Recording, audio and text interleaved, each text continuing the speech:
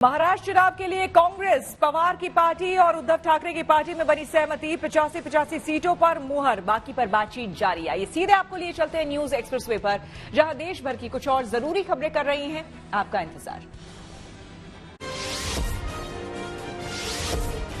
PM Modi और चीन के राष्ट्रपति शी जिनपिंग के बीच रूस के कजान में द्विपक्षीय बातचीत हुई। इसके बाद दोनों नेताओं ने हाथ मिलाया।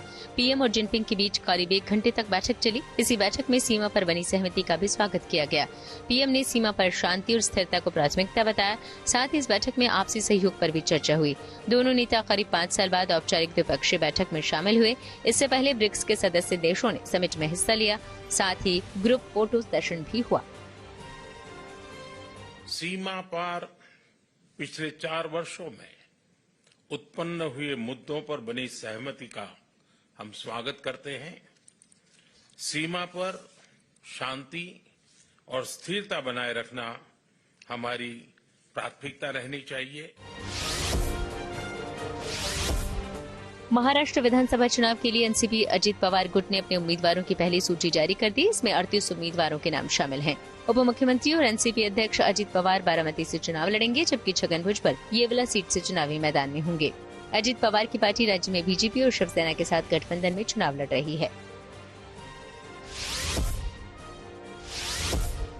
व्यापारियों के संगठन कैट यानी confederation of all India traders ने दिवाली की छुट्टी को लेकर बने भ्रम पर एक अपील की। कैट के राष्ट्रीय महामंत्री और चांदनी चौक के सांसद प्रवीण खंडेलवाल ने इस मुद्दे पर केंद्रीय संस्कृति और पर्यटन मंत्री गजेंद्र सिंह शेखावत को एक खत लिखा और दिवाली का सरकारी अवकाश 31 अक्टूबर को ही घोषित करने की गुजारिश की।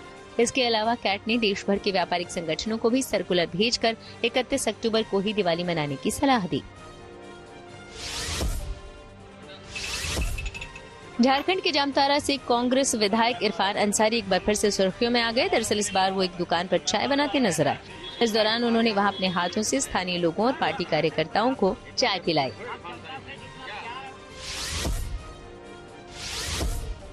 झारखंड विधानसभा चुनाव के बीच जमशेदपुर में एक ऐसे उम्मीदवार ने भी नामांकन दाखिल किया जो अब तक 14 बार लोकसभा और विधानसभा चुनाव लड़ चुके हैं। 60 साल के मोबिन खान की इच्छा है कि वो एक बार राष्ट्रपति का चुनाव लड़ें, लेकिन अब तक उन्हें कोई प्रस्तावक नहीं मिल पाया है। उत्तराखंड और हिमाचल प्रदेश में तापमान में गिरावट दर्ज की गई। केदारनाथ और आसपास के पहाड़ी इलाकों में बर्फबारी हुई है। इससे पहाड़ों में ठंड और बढ़ गई है।